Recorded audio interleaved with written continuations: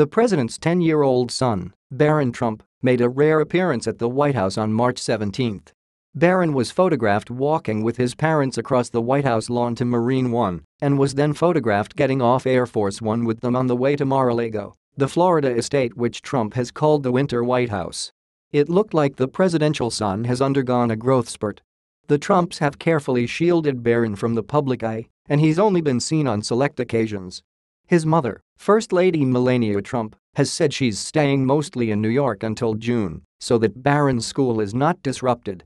It's rare for the country to experience a boy growing up in the White House.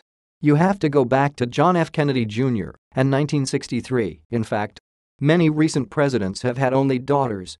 The National Post says Barron Trump, 10, is also the second youngest child to live in the White House in 50 years, after Sasha Obama.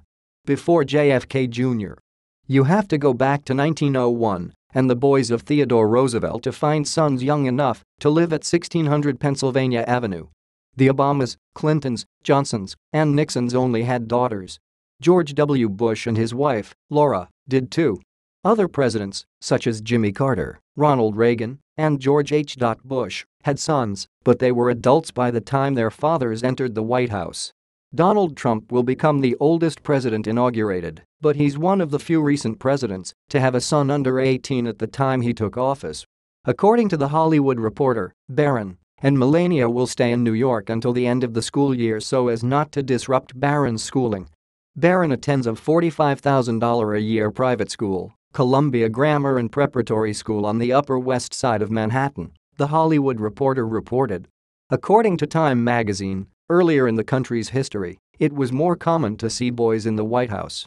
In the 19th century, the occupants of the White House had herds of boys. The Lincolns had 4. The Grants had 3 sons and a daughter.